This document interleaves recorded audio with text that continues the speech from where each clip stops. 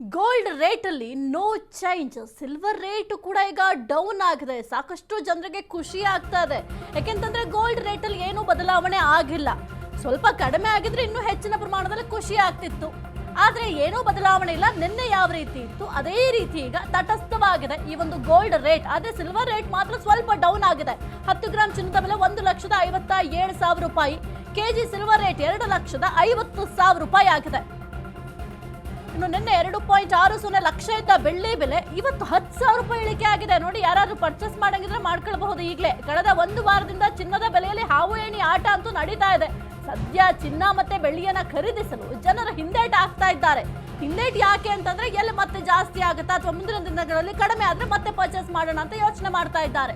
ನಿರಂತರ ಏರಿಕೆ ಇಳಿಕೆಯ ಬಳಿಕ ಚಿನ್ನ ಮಾತ್ರ ಸೈಲೆಂಟ್ ಆಗಿದೆ. 10 ಗ್ರಾಂ ಚಿನ್ನದ ಬೆಲೆ 1,57,000 ರೂಪಾಯಿ. ಕೆಜಿ ಸಿಲ್ವರ್ ರೇಟ್ 2,50,000 ರೂಪಾಯಿ. ನಿನ್ನೆ 2.60 ಲಕ್ಷ ಇದ್ದ ಬೆಳ್ಳಿ ಬೆಲೆ ಇವತ್ತು 10,000 ರೂಪಾಯಿ ಕಡಿಮೆ ಆಗಿದೆ, ಅಂದ್ರೆ ಇಳಿಕೆ ಆಗಿದೆ. ಕಳೆದ ಒಂದು ವಾರದಿಂದ ಚಿನ್ನದ ಬೆಲೆಯಲ್ಲಿ ಹಾವು ಏಣಿ ಆಟ ನಡೀತಾ ಇದೆ. ಸದ್ಯ ಚಿನ್ನ ಮತ್ತೆ ಬೆಳ್ಳಿಯನ್ನ ಖರೀದಿಸಲು ಜನರು ಹಿಂದೇಟನ್ನ ಹಾಕ್ತಾ ಇದ್ದಾರೆ. ಗೋಲ್ಡ್ ರೇಟ್ ಅಲ್ಲಿ ಮಾತ್ರ ಯಾವುದೇ ರೀತಿಯ ಬದಲಾವಣೆ ಇಲ್ಲ. ಆದ್ರೆ ಸಿಲ್ವರ್ ರೇಟ್ ಮಾತ್ರ ಸ್ವಲ್ಪ ಡೌನ್ ಆಗಿದೆ.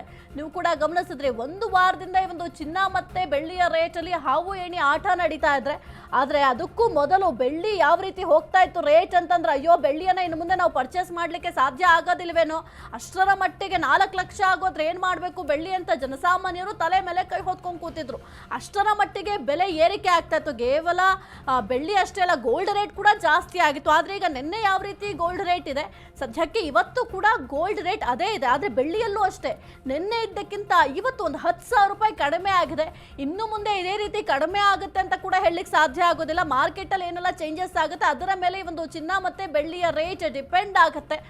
ಸದ್ಯಕ್ಕೆ ಈ ಒಂದು ಚಿನ್ನದ ರೇಟ್ ತಟಸ್ಥವಾಗಿದ್ರೆ ಬೆಳ್ಳಿಯ ರೇಟ್ 10,000 ರೂಪಾಯಿ ಕಡಿಮೆ ಆಗಿದೆ.